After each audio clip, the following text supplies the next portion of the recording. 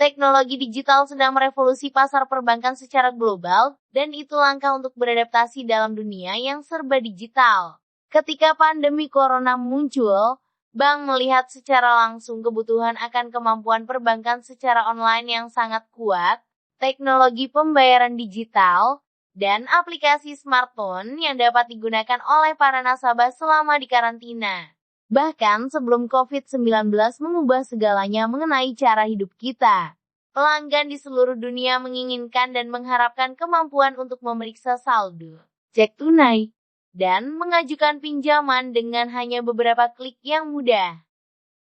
Kali ini kita akan membahas 5 bank terbaik di Indonesia versi Forbes.com yang biasa disebut The World as Best Banks. Bank nilai pada kepuasan umum dan kepercayaan nasabah, biaya, layanan digital dan saran keuangan. Tapi sebelum itu jangan lupa berlangganan channel ini agar mendapat notifikasi video terbaru.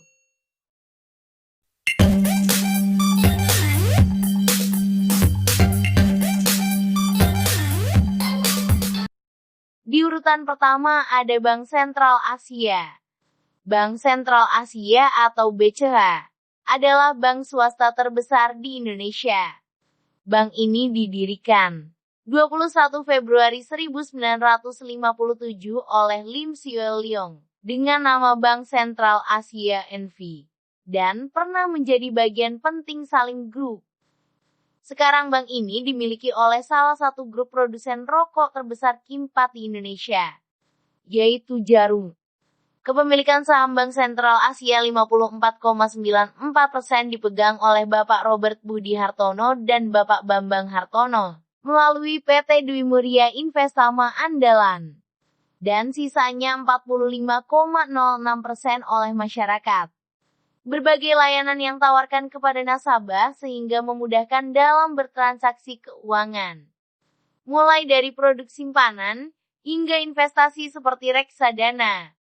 Hingga tahun 2020 BCA telah memiliki 9 anak perusahaan, yaitu BCA Finance, BCA Multifinance, BCA Syariah, BCA Sekuritas, BCA Life, BCA Insurance, Central Capital Ventura, BCA Finance Limited.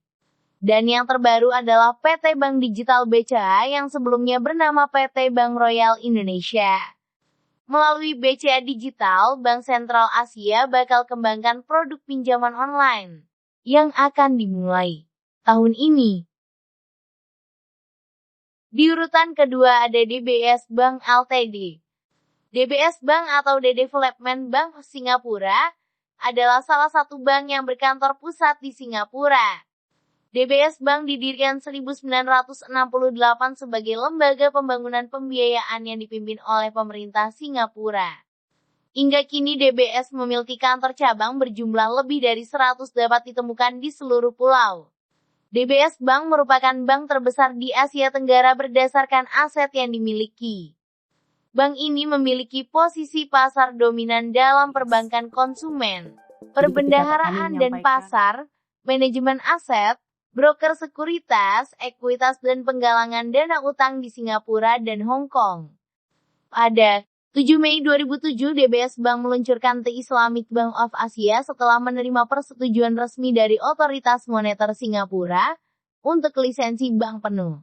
Di luar Singapura, DBS juga beroperasi kantor cabang-cabang di Amerika Serikat, termasuk Indonesia yang berkantor pusat di Jakarta. Di Indonesia, saham Mitsubishi Bank Ltd diambil oleh DBS Bank Ltd pada 1997 dan menjadi PT Bank DBS Buana. Tahun 2000 menjadi PT Bank DBS Indonesia setelah PT Bank Buana Indonesia melepas sahamnya. Hingga kini Bank DBS telah memiliki 37 kantor cabang dan 2 kantor kas di 13 kota di Indonesia. Di urutan ketiga ada HSBC Holdings. HSBC atau Hong Kong and Shanghai Banking Corporation Ltd adalah salah satu grup perbankan terbesar di dunia. HSBC bermarkas di London dengan kantor pusat di Menara HSBC London. Di Indonesia, HSBC mulai hadir di Jakarta pada tahun 1884 sehingga merupakan salah satu bank tertua di Indonesia. Bank HSBC Indonesia adalah perusahaan Indonesia yang berbentuk perseroan terbatas dan bergerak di bidang jasa keuangan perbankan. Bank ini berbasis di Jakarta. Awalnya bernama Bank Mitra Raharja, lalu berubah menjadi Bank Ekonomi Raharja. Pada tahun 2009, saham Bank Ekonomi Raharja mayoritas dimiliki oleh HSBC.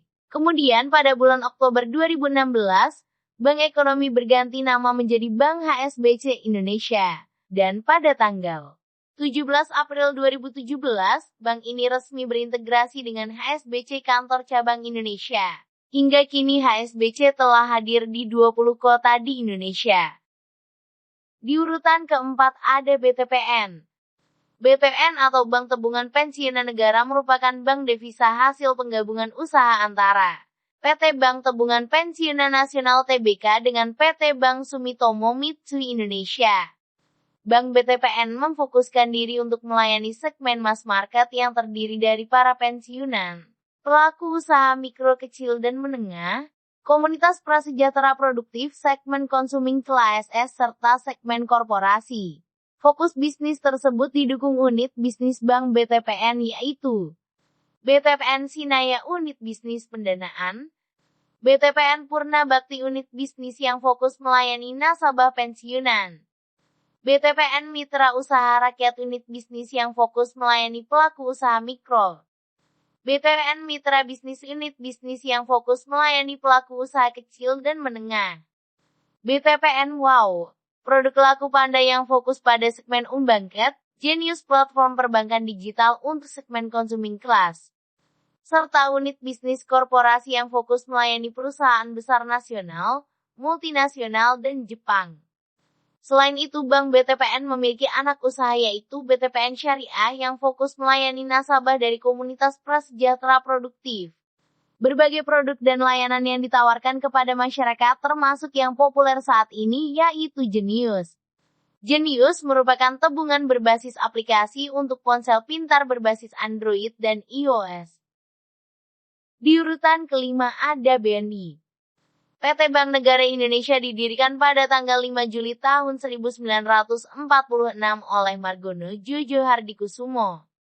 Saat ini BNI mempunyai 2.262 kantor cabang di Indonesia dan 8 di luar negeri. BNI juga mempunyai unit perbankan syariah. Namun sejak 2010 telah memisahkan diri dan dinamakan BNI Syariah. Saat ini 60% saham-saham BNI dimiliki oleh pemerintah Republik Indonesia, sedangkan 40% sisanya dimiliki oleh masyarakat, baik individu maupun institusi. Dalam memberikan layanan finansial secara terpadu, BNI didukung oleh sejumlah perusahaan anak, yakni BNI Multifinance, BNI Sekuritas, BNI Life Insurance, dan BNI Remittance. Pada 2013, BNI meluncurkan kartu kredit dan kartu ATM atau debit bergambar tim sepak bola peserta BPL Chelsea dengan logo Mastercard. Kartu tersebut dapat diterima oleh fans Chelsea. Bank BNI juga meluncurkan layanan trust bagi industri ekspor, termasuk untuk industri minyak dan gas. Jelang akhir 2015, BNI mendapat izin beroperasi di Myanmar dengan membuka kantor cabang yang akan dibantu kantor cabang Singapura. Kantor di Myanmar ini menggarap segmen korporasi dan juga terdapat layanan remitansi bagi para staf Kedutaan Besar Republik Indonesia.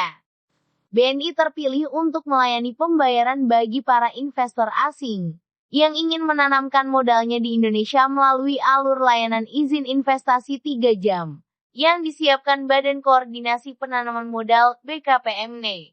Karena BNI adalah bank yang sudah terhubung dengan layanan AHU online milik Kementerian Hukum dan HAM, itulah 5 bank terbaik yang ada di Indonesia tahun 2020. Jika video ini bermanfaat jangan lupa dibagikan ya. Nantikan video terbaru lainnya.